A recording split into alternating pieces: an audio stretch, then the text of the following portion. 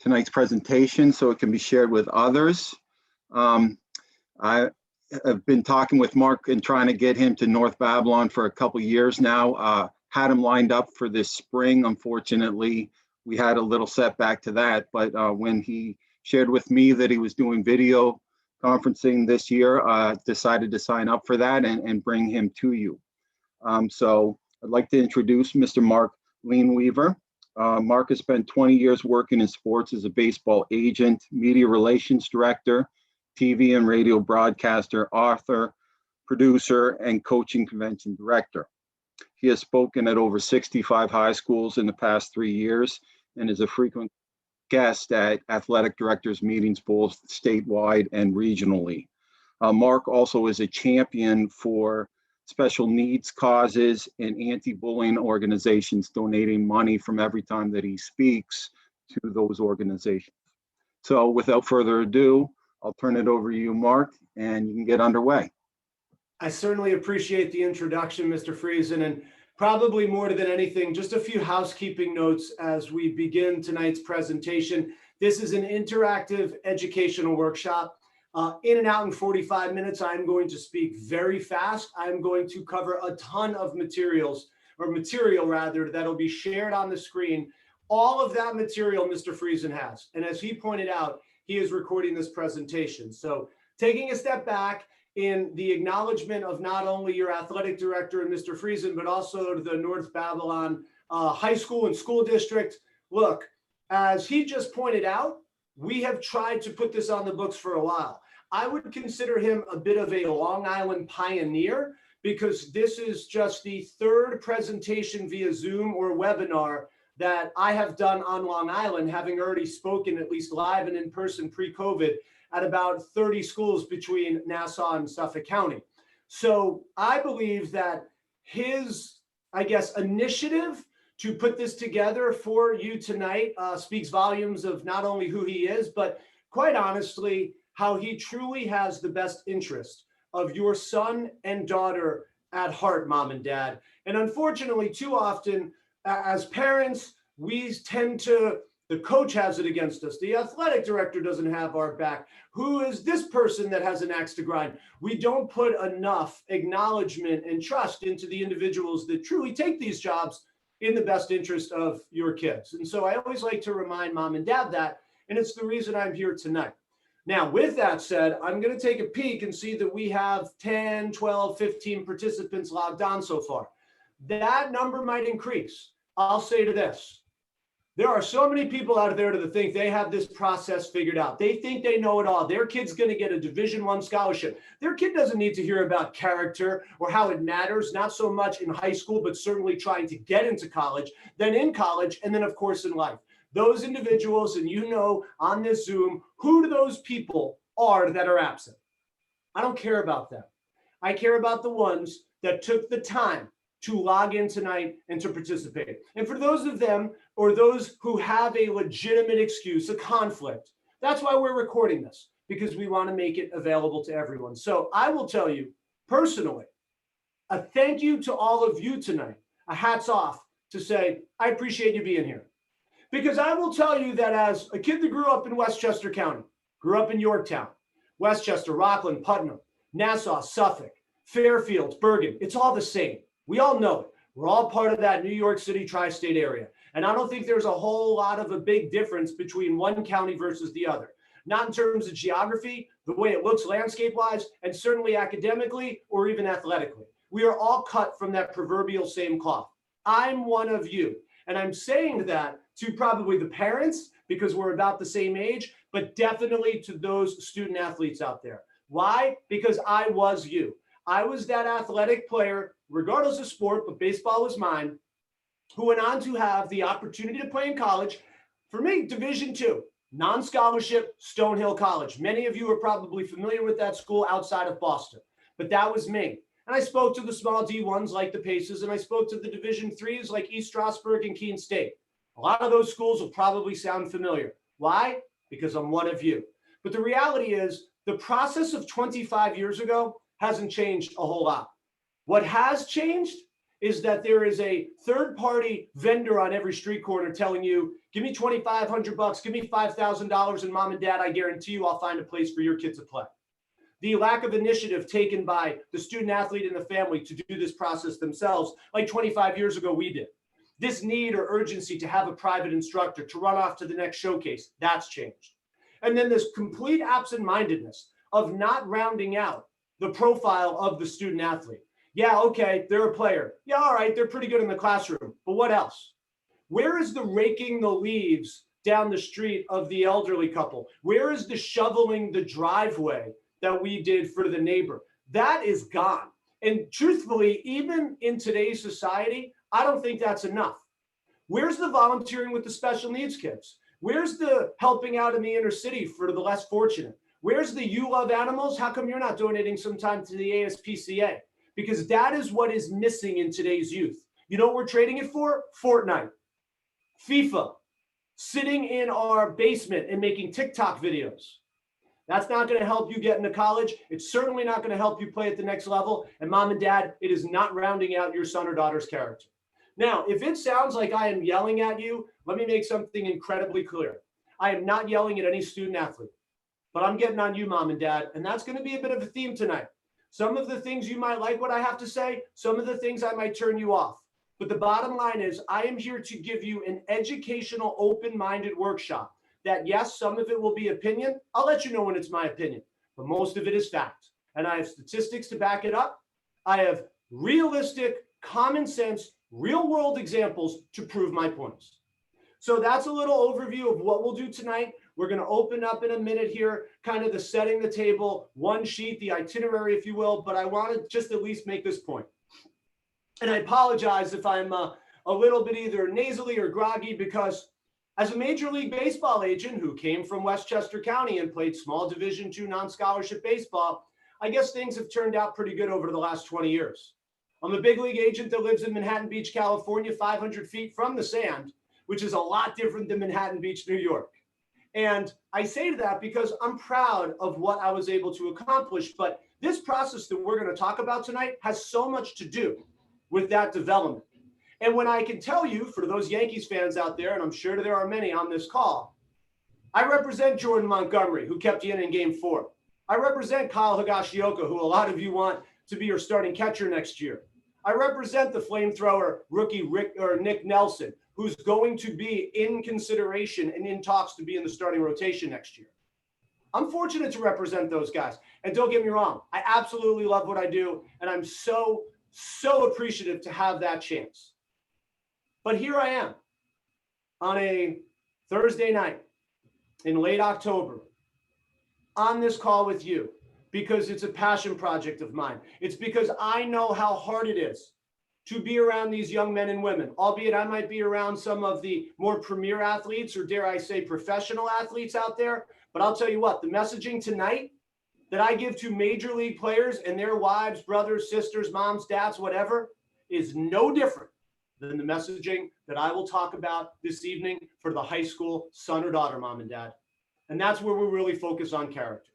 So that's a tiny bit about me. And now, Mr. Friesen, if you don't mind, could you please bring up that Character Matters one sheet so we can set the itinerary? We'll talk about recruiting. We'll certainly spend an awful lot of time on character. And then in the end, we'll wrap things up in about 45 minutes total. Now, you'll notice that the name of the company, which is, I suppose, the intentional play on words, Perfect Placement, that is my website. That is my total side gig of being a 24/7 major league agent. And for those parents out there that remember the movie Jerry Maguire, I'm a lot more like Bob Sugar. And I say that sort of tongue in cheek with a smile. But you can email me, okay? You can go to that website and email me directly. I hate to say it, we all have a lot of free time nowadays. Probably not what we want, but we have it. I am happy to speak to anyone on any one-on-one level, just as virtue of what North Babylon has provided tonight.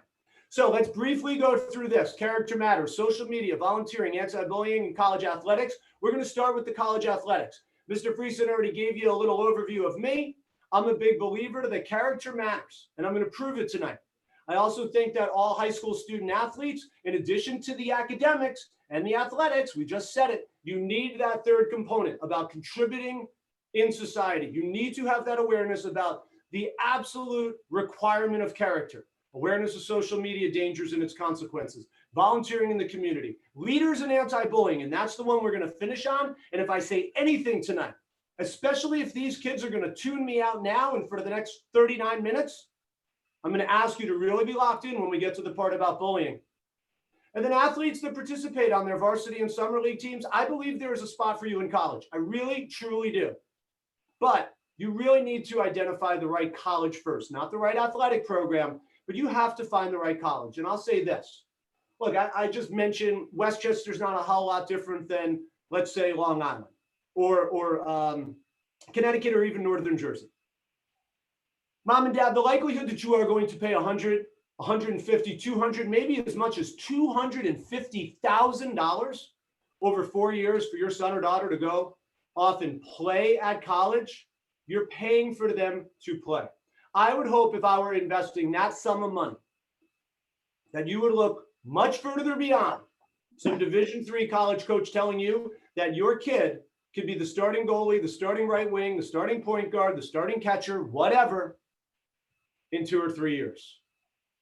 And finally, we're going to talk a little bit about percentages and how you are more than likely better positioned to try to play Division II, Division III NAIA. We'll get into that. And then finally, getting cut from the team does not mean it's a life sentence of never having anything to do with athletics, especially in college ever again.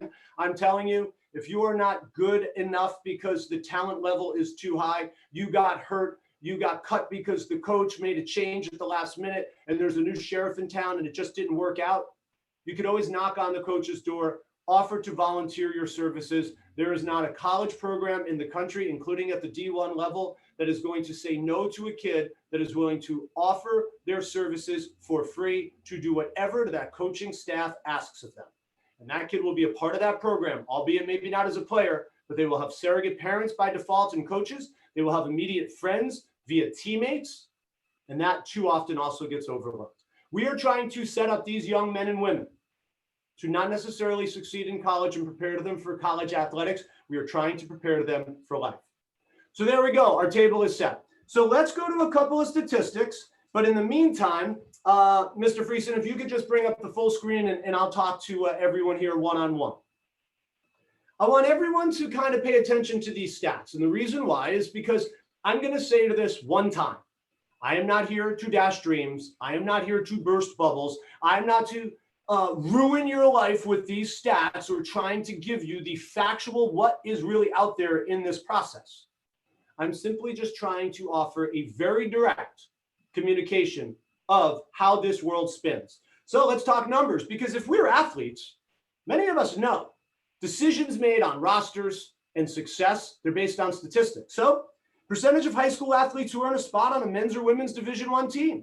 Less than 3% for football, water polo, field hockey, lacrosse, golf, swimming, track, soccer, and cross country.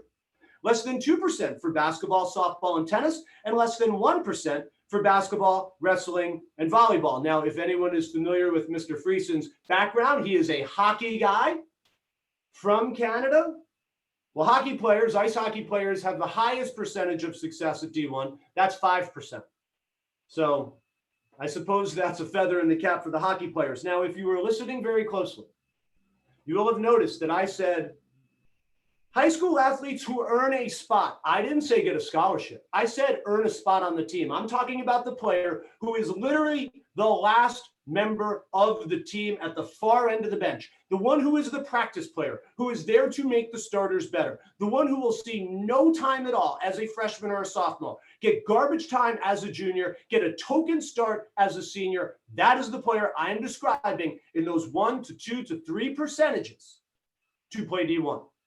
To get that elusive, in my opinion, considered white whale unicorn scholarship, that is about half of those. And I realize, as a kid that grew up in Yorktown, in a mecca of lacrosse players, boys and girls, And I get there's other really aggressive sports on Long Island. I know that, look, you got a bunch of big leaguers from out there. You've got unbelievable field hockey. I'm not saying there are not exceptions to the rule. I get it. Somebody has to make up those percentages.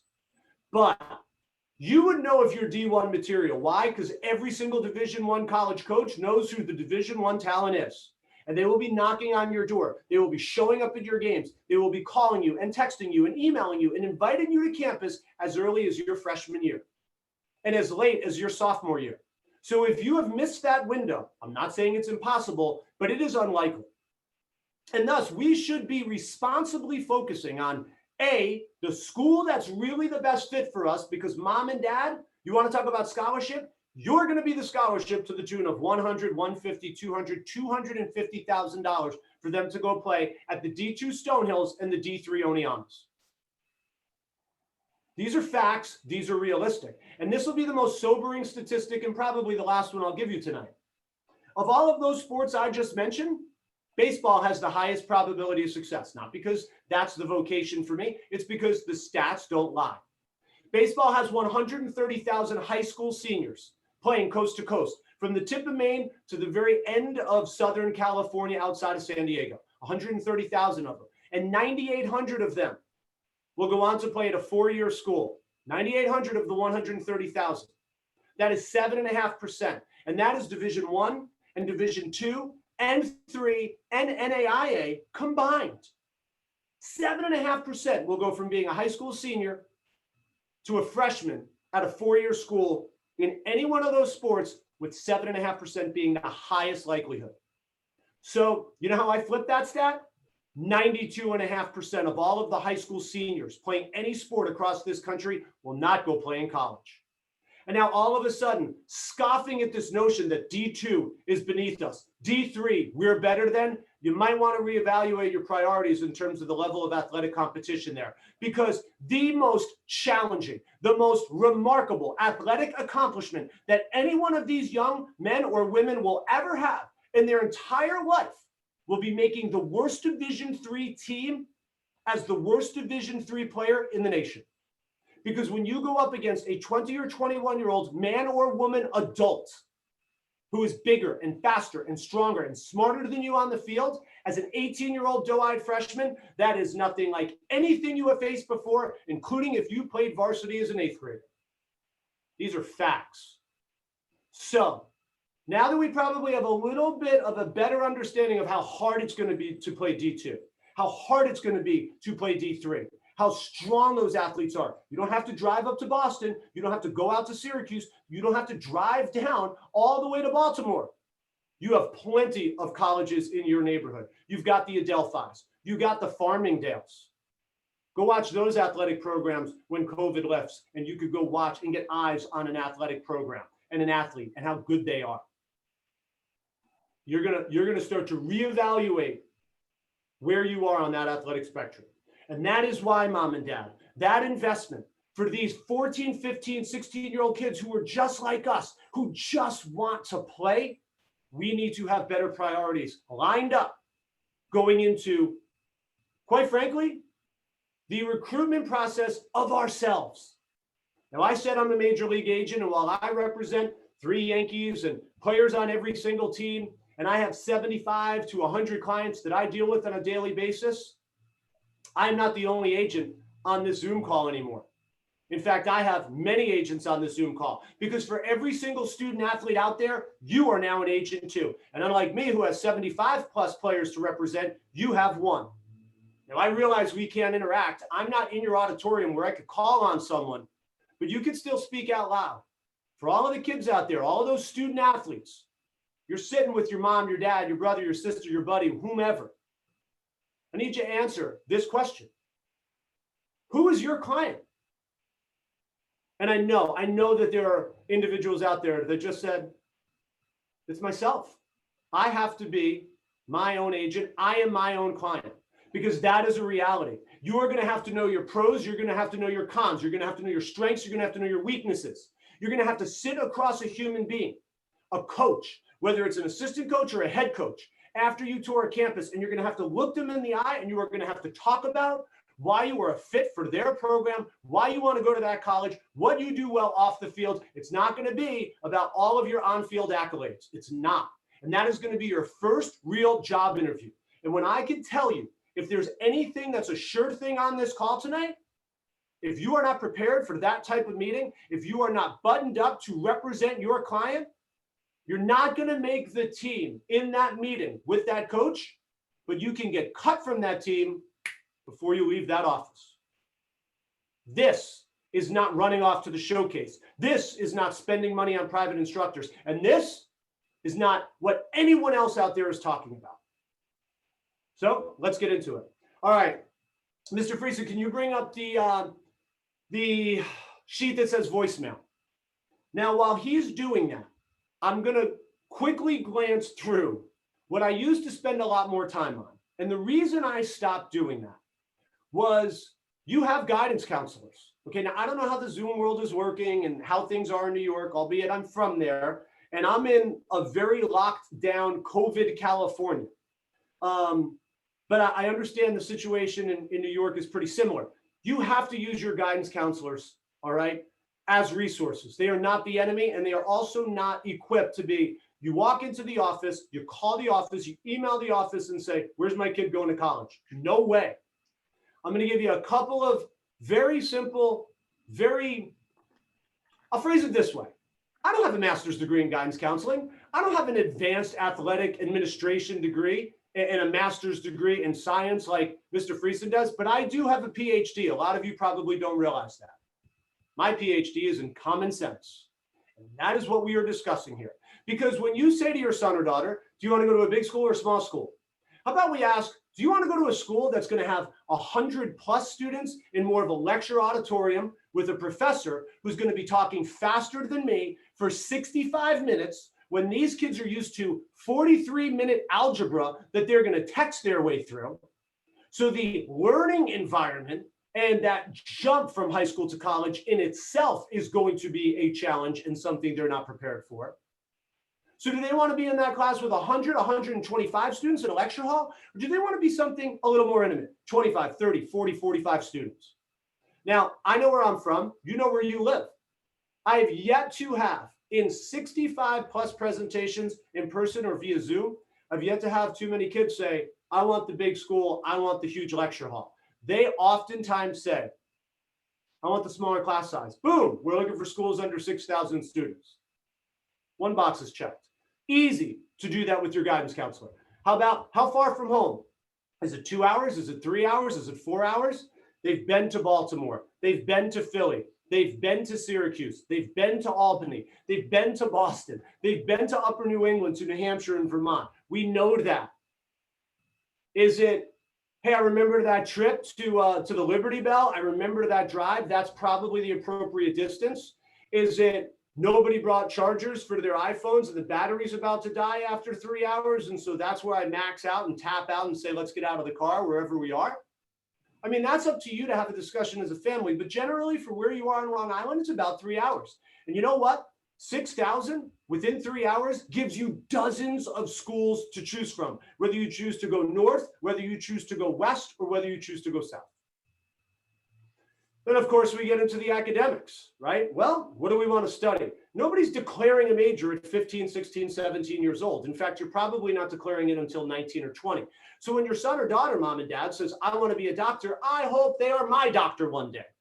But the reality is when they have to go take college bio and chem and all these advanced sciences, and maybe while they're trying to juggle this adjustment, societal adjustment, right? The reality of they've been dropped out of the bubble they live in onto a campus 3 hours from home with 6,000 strangers, and now you're going to throw them in a class 3 times a day that's 65 minutes long, and you expect them to be an athlete, all of a sudden they're not keeping up with the old pre-meds.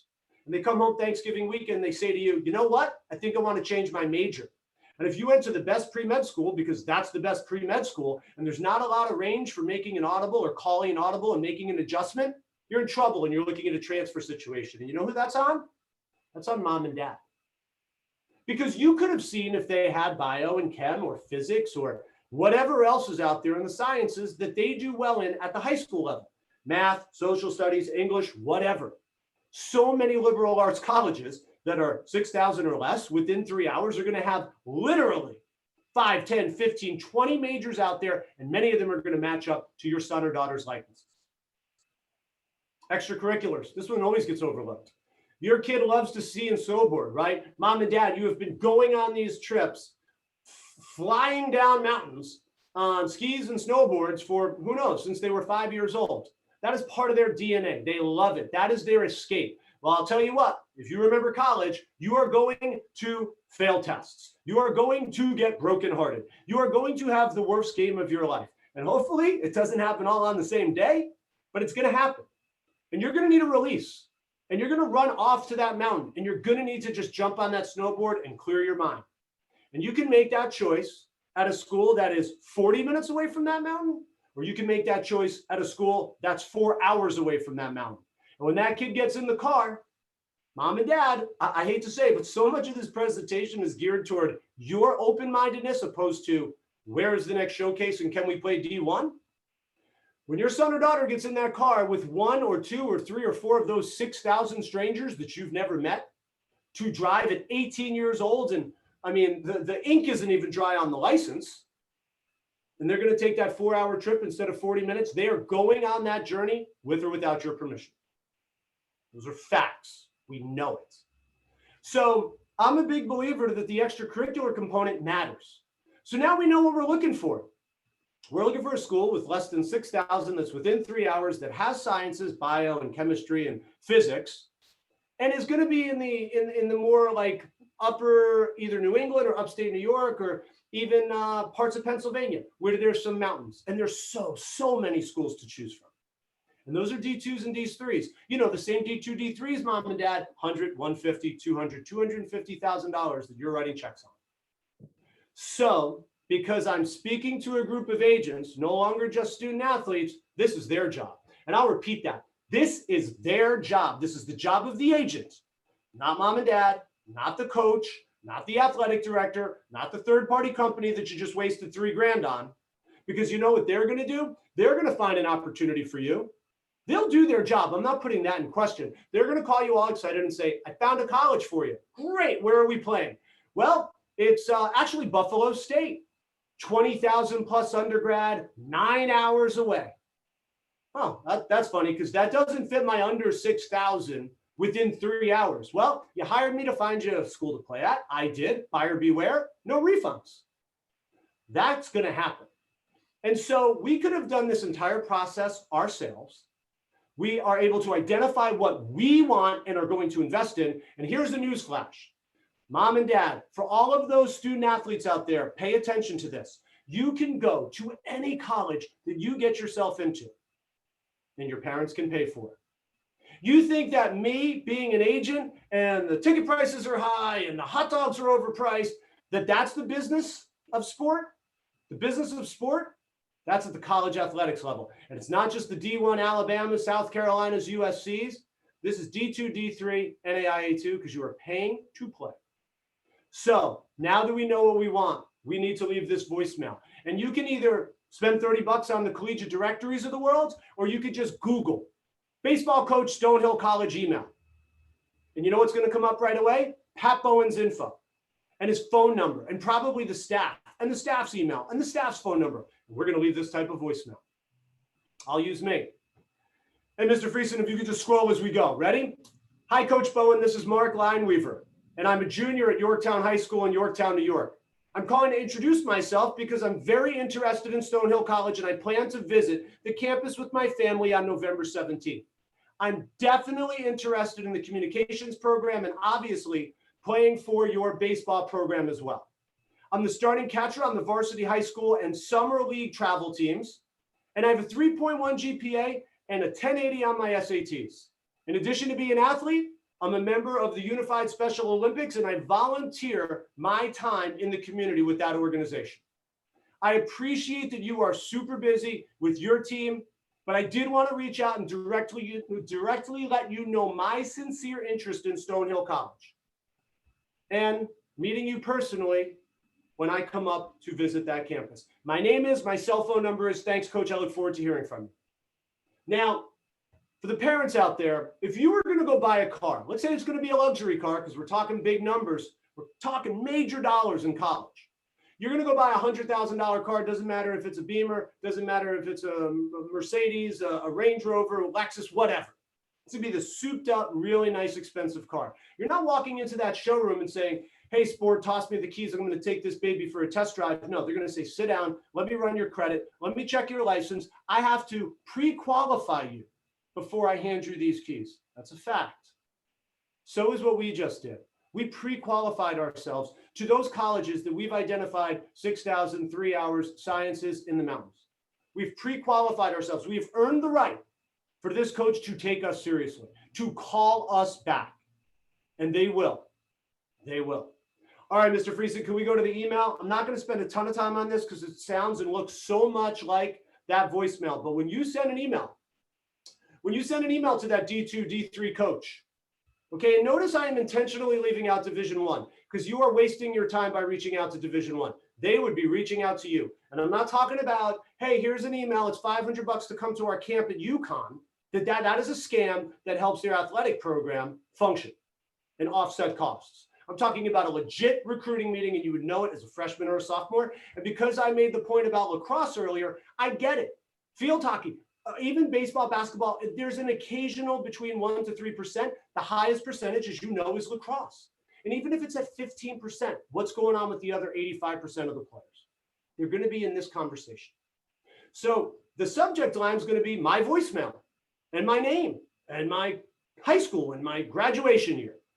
So my voicemail, Mark Lineweaver, Yorktown High School, class of 2021.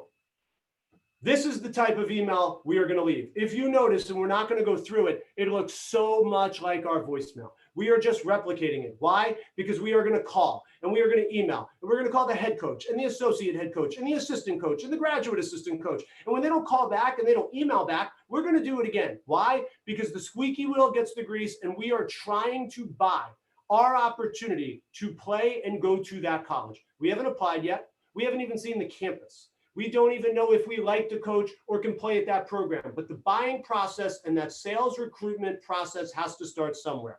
This is one of so many countless steps. And we are sitting back waiting for someone to come to us. I entitled this, Maximizing This Pandemic. Every single one of you can be doing this right now.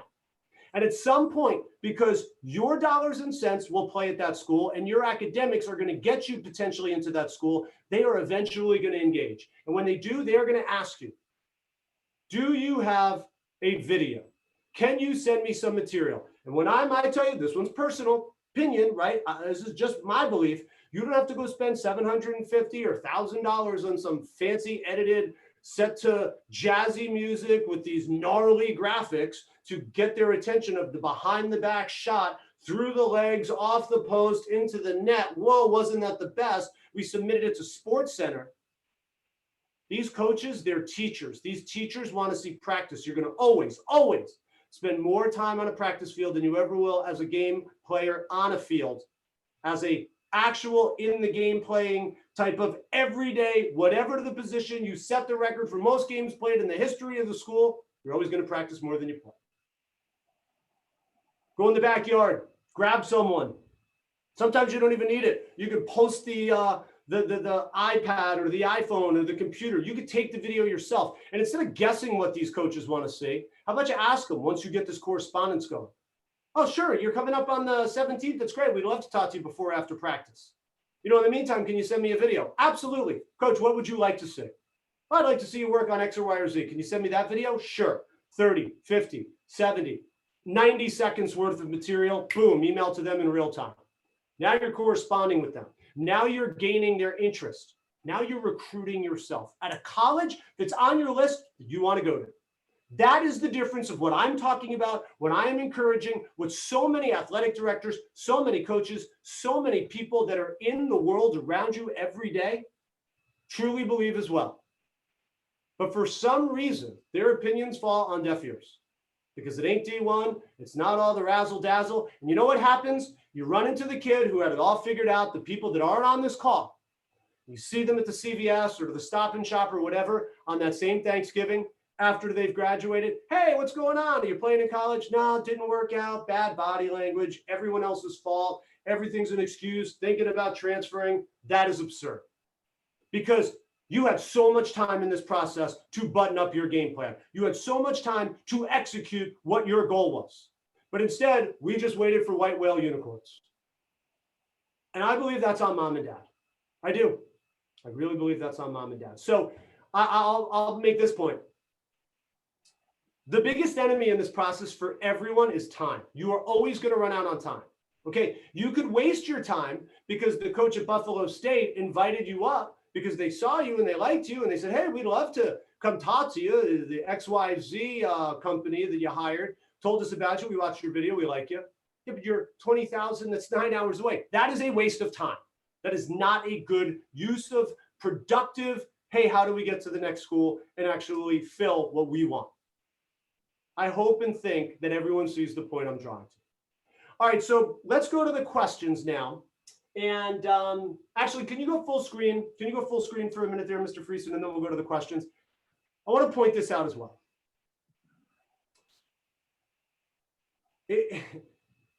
If I were in front of every student athlete, I would still go back to a question that I oftentimes ask way, way earlier than where we are now. But now that you have a pretty good lay of the land, I'll ask it. I gave you that example about the Division I just to make the team, end of the bench, no time as a freshman, no time as a sophomore, garbage as a junior, and then token start as a senior. And then I can do the opposite, and that's option A. And then I can say, okay, over here, option B to that same student athlete is, look, I'll tell you right now, I'm going to give you an opportunity to compete as a freshman, start as a sophomore, be in the lineup every day as a junior, and perhaps by the time you're a senior, you're a captain or an all-time record holder. Which one do you want? This is no word of a lie. I've never had someone raise their hand for option A. And so then I always ask, and this is probably more effective in person if we were at the North Babylon auditorium. I'd say, well, if these student athletes just answered B, which is Division II, Division III NAIA, and they just told me that that's the level they want to play at, and I've been here for a half an hour, then who wants to play Division I more? The student athlete or mom and dad? Because I got my answer, and you heard the answer from your son or daughter, mom and dad. And sadly, it's about mom and dad wanting the sweatshirt and say my kid plays D1. So I think we're all on the same page here about the financial investment, about putting our priorities together, and then how we go about getting ourselves on coaches' radars, and then even satisfying, let me show to them what I look like as an athlete, because they ain't coming down from Maine on a Tuesday to watch you play in drizzle in April at some field on Long Island. They're not doing that. So you got to make it easier for them. All right, let's go, Mr. Friesen, please, to the questions. So we're going to kind of pick up the pace here, and then we're going to transition into character. So we might go a little bit into overtime. All right, so I'm going to fire through these pretty quickly. It is a buyer's market. I said that. Where you can get into and where you can afford, you need to control this narrative. All right, everyone's so excited that there might be some interest from a coach or a program or a college. It is your future. That is your future for all my agents, student athletes out there. It's also your future, mom and dad, and your investment. So I mentioned earlier, you're going to sit across from that coach. They're going to put you on the hot seat. They're going to want to know, okay? They're going to want to know these answers. They're not going to want to know about how you were the defensive player of the year, had you led the conference in scoring, because when you go to a school with 800 or 900 or 1,500 kids, I'll argue that you get cut from the team at the high school level that has 4,000 undergrad, or for that matter, 4,000 students, let alone 4,000 undergrad. So what might a college coach ask when you visit their campus? What might you want to study? What are some of your interests outside of sports and academics? Why is playing in college important? What do you do best off the field? It's easy to talk about what you do well. What are your deficiencies? What do you need to improve on? Okay. What aspect of your game needs improvement? What type of person are you? Describe yourself. How would you make my team better when you're not on the field? And then the flip side of that is it's your turn to talk. All right. Mom, Dad, hey, Johnny, you got any questions? Actually, Coach, I do. Do you have any organized study halls for players? Will there be an academic advisor or monitor for the progress each semester? Do you allow your student athletes to pursue work study in season to offset costs, because, you know, we're struggling. COVID killed us, and you know, we definitely need some help. Work study is going to be a big thing for us. There could be some conflicts. Okay, how much time is missed due to class? Because I don't care if you're playing Division III in Western Massachusetts. You're going to go to Vermont. You're going to go to New Hampshire. You're going to cut out of class early. You're going to get on a bus at 11 o'clock. You're going to go 3 hours. You're going to play at 3:30. You're going to be done at 6:30. You're going to get back on the bus at 7:30. You're going to get home at 10 or 11, and you still have an 8 a.m. class, and you still haven't written that paper. That is reality. So you might want to know about some of these answers. How would you describe your campus life? Are you going to fit in there? Do your student athletes live on campus or off? Because mom and dad, when you're paying that huge chunk of change, you know, for the room and board, what if everybody's across the street at the house that's off campus for literally a fraction of the price? Your son or daughter is not even taking advantage of what's going on campus. And then this is the big one for me, especially since I'm in a community now of educators. You're going to, if you want to go be an elementary school teacher, and they say to you, you're going to go do your student teaching, and you're going to do it your spring semester, your junior year, and we got you set up at an elementary school from, I don't know, 8:30 to 4:30 every day in that spring semester, so you can get those credits to put you on that track so you can graduate and get that job, and you play softball. You are not playing softball that spring. All real life, all real world, and we are talking about years in advance of being to that position. All right, Mr. Friesen, let's transition and head into, give me the overview sheet, please. Give me that character matters sheet again. I think this I think it's important to see it. And then I'll have you reduce it. I do want to just point out some things that aren't on the screen. It's on a sheet that I usually do in person. And that is, as I talk about the incredibly unlikely probability that you get some sort of athletic scholarship, don't forget there are so many academic and merit scholarships out there. So briefly on academic, right? You're running around spending $10,000 on, you know, the showcases and the travel and the lodging and the gas and the entry fees and the private instructors. And I would say you can take 10% of that money and take it and give it to a tutor who's going to help your son or daughter go from a 2.8 to a 3.3, from that 1080 to a 1340. And all of a sudden those marks jump, and all of a sudden that college you're applying to is like, whoa, this kid, look at this jump. That is an impressive academic resume. We're going to give you $7,500 in scholarship money. Doesn't come with the fancy sweatshirt, but it's out there. And so is merit, but I'm going to hold a beat on getting to the merit part. So awareness of social media dangers, all right? And when I tell you we're down the home stretch, we're going to cover these 3 points and we're done. This is a weapon. And you are nuts if you don't think it is. And we know what the real weapons are on the street. We see them all the time. We hear about them on the news. That is a more dangerous weapon, in my opinion, than anything else that is out there. All right, and here's why. The lack of awareness of social media dangers, including for major league players, and I have to advise the player and the wives, of what you think, what you photo, what you video, and then most especially what you choose to hit upload, post, send, whatever. That could be remarkably damaging, and I don't care what people tell you, it never goes away. Believe me, it never goes away. And let's just go through some real life, real world, actual practical examples.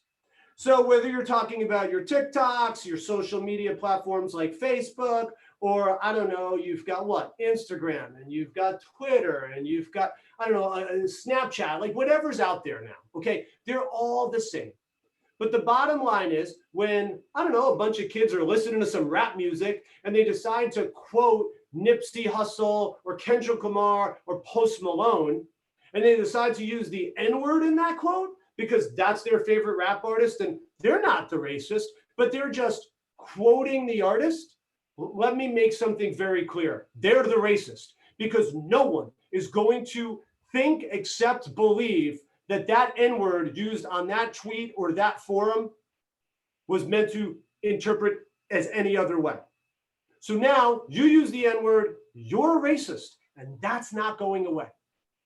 You'll be remembered as such. Or a lot of downtime, we are all acting a fool on TikTok with the dancing and the joking, and everybody's together, whether they're outside in the leaves or whether they're downstairs in the basement, and somebody yells out, "You're so gay." This is so gay.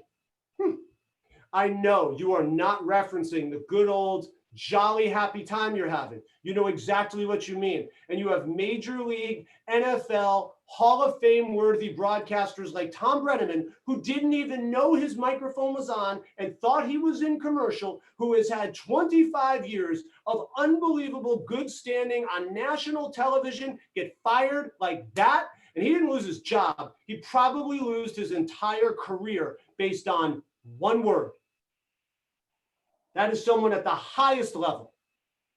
If you don't think that that is going to be interpreted other than anything, then you're a homophobe, you're nuts. And when you decide to post that with the N-word, when you decide to make that homophobic slur, and you don't think that that college coach that we just spent so much time, so much effort reaching out to, building a relationship, saying this is the college I want to go to, proving to them why you're going to be a fit for their team, you don't think they're going to scrub your social media? They're not going to look at your Twitter, your Instagram, your TikTok, your this, your that. You're crazy, because they're not going to put their personal livelihood on the line, nor the reputation of their college or program. Those are facts. And when I tell you we scrub the social media of every single player we have every single day, that's part of our job description to avoid a catastrophe. These 15, 16, 17, sometimes 11, 12, 13-year-old adolescent minds, mom and dad, in a society that is completely crumbling.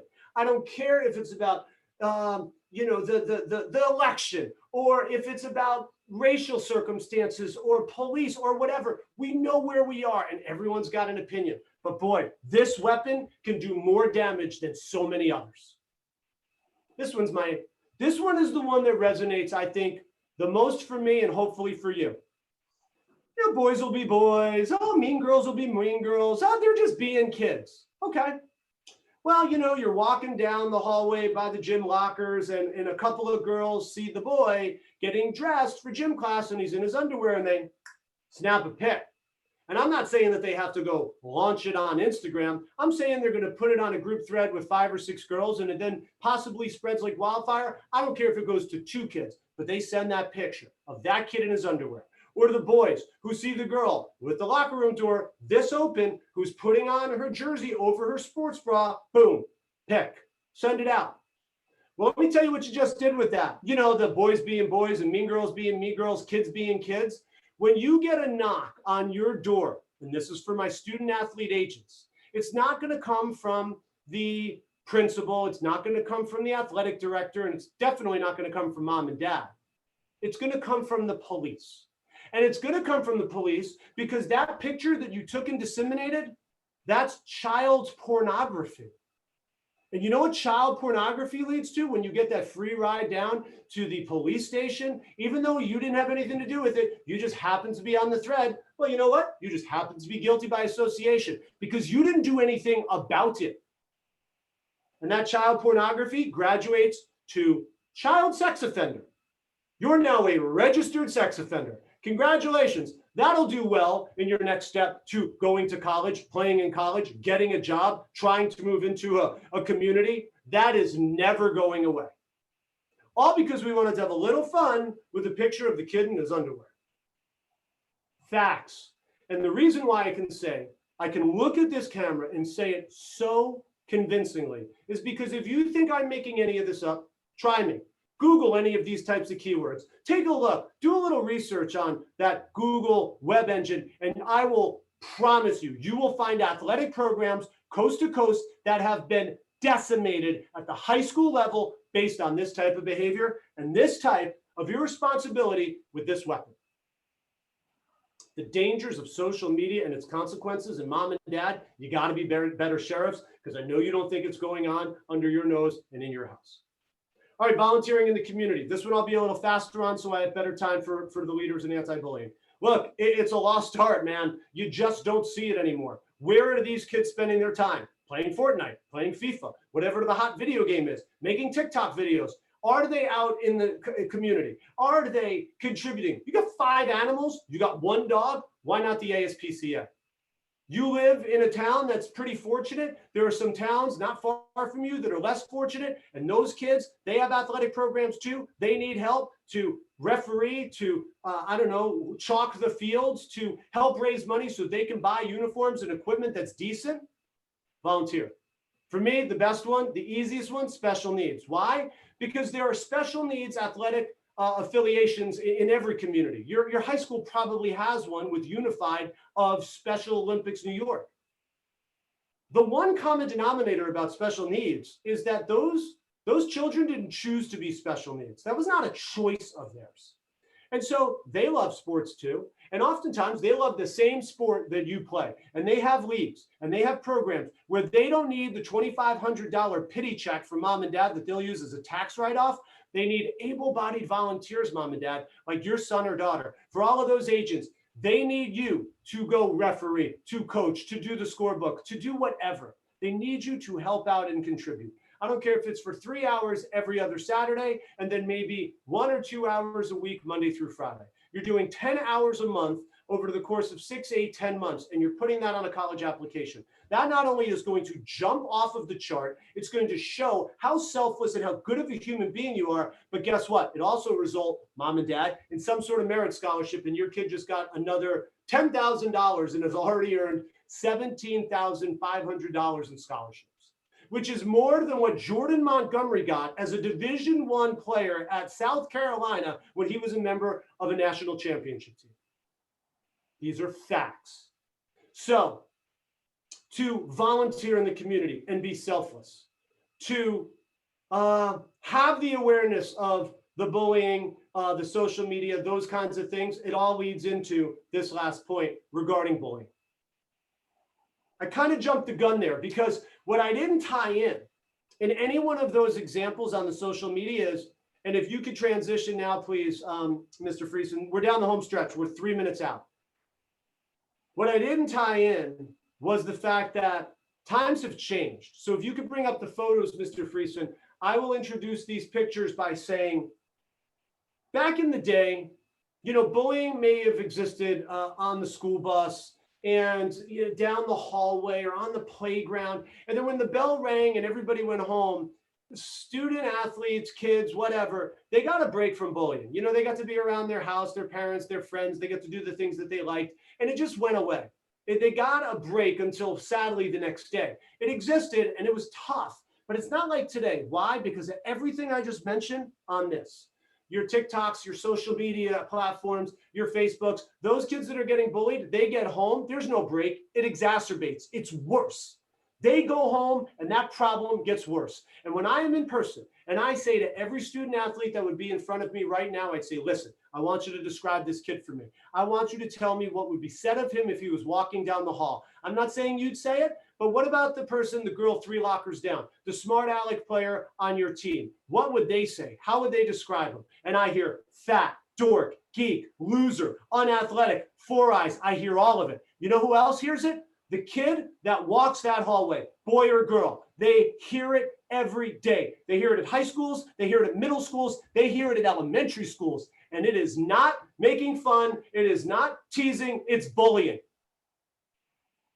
And if you don't think that is an epidemic, you are nuts. And you do not have to watch Netflix and certain shows. You can read the newspaper or watch the nightly news. It is a huge problem. It is getting worse. It is not getting better. And these young men and women hearing those kinds of things are taking the most extreme, heart-wrenching of measures to making the bullying stop. So these student athletes, my agents on this call, they want to go play in college. Well, I look at it this way. If you're an athlete on the field now and you're supposed to be a leader, right? That's part of the categories that comes with the territory of being an athlete. You got to be a leader. It's not enough to be a leader on the field. You need to be a leader often. You need to ensure that all of that stuff that I just described does not happen. It is your job to protect that kid from hearing that. It is your job to say, knock it off. It's not tough to walk down the hallway. It's not hard to sit in the cafeteria. It is easy to sit with them at the pizza place on Friday night and say hello. You will learn something about them. You will definitely learn something about yourself, and you will be part of the solution. But for that same student athlete, boy, You think this is going to be easy? You want to run off to that college? You want to be that hotshot freshman? Let me tell you something. Those 20 and 21-year-old men and women that I alluded to, those juniors and seniors, they're going to tease you. They're going to haze you. They're going to bully you. Sadly, it's a rite of passage. And you're going to be on a campus 3 hours from home with 6,000 strangers. You're going to lay in your bed on that college campus wondering why this is happening to you. Maybe you should think about how you treated people when you had a chance to make a difference in your community. It's called karma, and it's real. Now, I'm very, very aware that the student athletes I'm talking to, they're not the bullies, at least not all of them. We know who they are. Mom and dad, sadly, you do too. But because I am probably more aware that the student athletes are the ones getting bullied, oftentimes by their own teammates. Well, when I tell you that not only do I understand it, but for the kid that you're looking at in these pictures that heard all of those kinds of words, the fats, the dorks, the geeks, the unathletics, you know, there's an expression. It's not how you start, it's how you finish. That everybody out there has a gift inside. They do something special. They have something unique within them. And that if you have courage and you have confidence, that no bully in the world can break through that. I know that because those photos, that kid has been talking to you for 50 minutes now. And all of a sudden, that kid don't look the same. All of a sudden, that kid, he hasn't done so bad. And that kid knew what was inside, just like you know what's inside. What is that gift? Figure it out, develop it, cherish it, harness it, make it your Teflon. Because if you're an athlete and you go up against an opponent with courage and confidence, that opponent's in for the fight. No different with the bully here. No different with the bully. Do not let that bully define who you are and what you want to be. You can do it. It is within you. So when I say that, in summary, anything we're talking about tonight, specifically this topic, bullying, it is a collective effort from student athlete agents to mom and dad, to coaches, to administrators, all of us. We have to stop being part of the problem and really, really gravitate toward, embrace being part of the solution. All right, Mr. Friesen, you can take down those photos. I don't think we're doing a whole lot of interaction tonight, but I do want to at least once again say that tip of the cap to you, tip of the cap to the school district. I know you guys did a lot in a challenging time through COVID and budgets and the rest of it, managing, trying to get on the field and taking things like tonight off the field and making it available. I do want to say to not just you, thank you, but to all of the people that logged in, thank you. And it's a true testament to how this high school, how this individual, how they really do care about you. Do not forget that. And look, we're all in this together, right? We're all in this together. So I really appreciate it. And if you'd like to reach out, Mr. Friesen is going to have this recorded, and I'll also have all that material available for you as well. All yours, sir. Yep. Thank you. Thank you, Mark. Yes, all the material I'll post to the North Babylon School District's website, specifically the athletics page. The video posted it there as well. Mark, thank you so much for coming, and what a great message you deliver. I appreciate you being here, and I can't wait to get you here in person at some point. We'll get there. Let's hope we all get there sooner than later, right? Awesome. Awesome. Well, everybody have a great night. And Mark, I'll talk to you soon. Thanks so much, Mr. Friesen. Thanks again, everyone.